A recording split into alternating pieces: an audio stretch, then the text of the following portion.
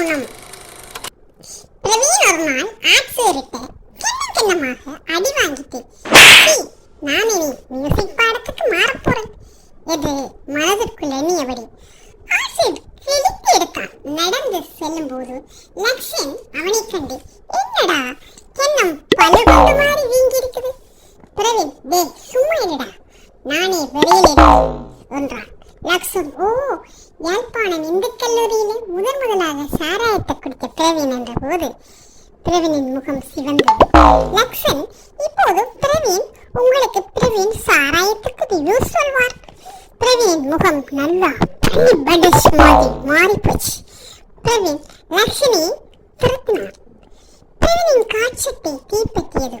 ஓட ஓட நன்றாக பற்றியது. சுதீரன் இது கோடு மாடு என்று பாடியபடி சைனாக வந்தார்.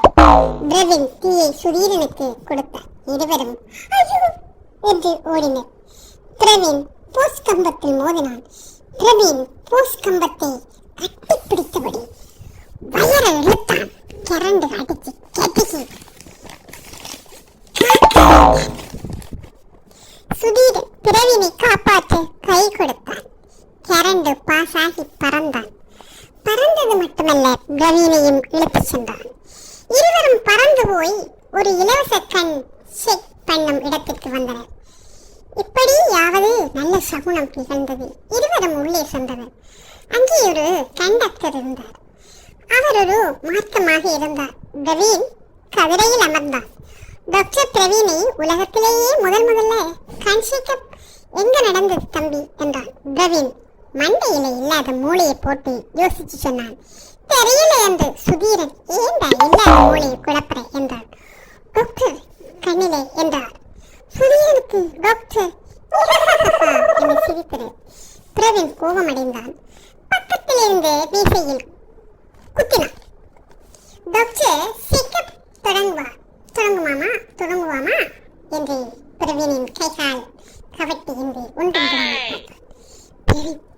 டாக்டர் என்ன பண்ண விட்ட காட்சத்தையும் கழட்டி பார்க்க போல. டாக்டர் அடுத்து அதுதான் செய்ய போறேன் என்றார்.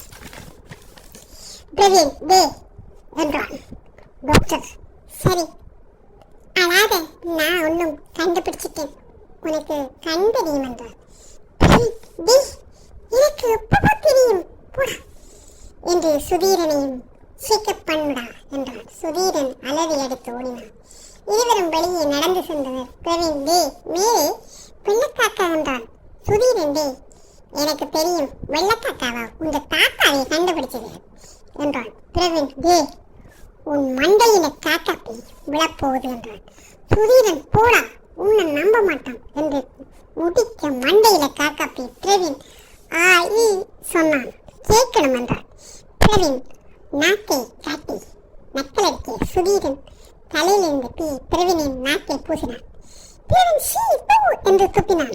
சுதீரன் நீ கரண்டு அடிச்சு கருகி போயிருக்க, இந்த மாதிரி சன்கிரீம் பூசினால்தான் வடிவ இருப்ப என்று பீயை முகத்தில் பூச வந்தான். பிரவீன் ஆள விடுதா சாமி என்று கூறினான். அடுத்த நாள் பிரவீன் பாடசாலைக்கு சுதீரன் பிரவீன் லக்ஷன் வந்திருந்தனர்.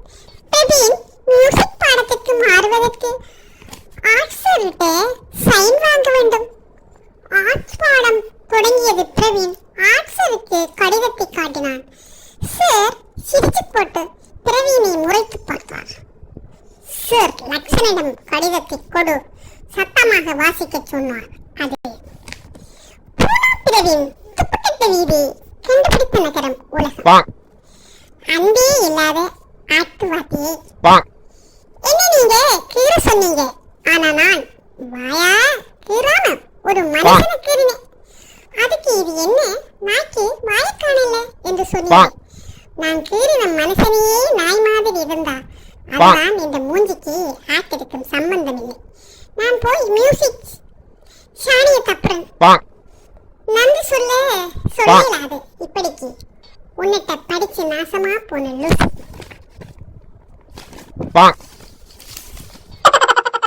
மாணவர்கள் விழுந்து விழுந்து சிரித்தனர்.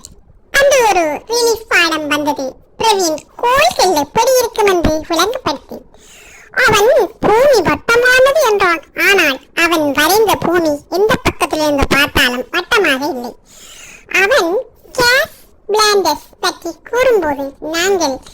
சுதீரன் தமிழ் பதத்தை நினைத்து சிரித்தார்.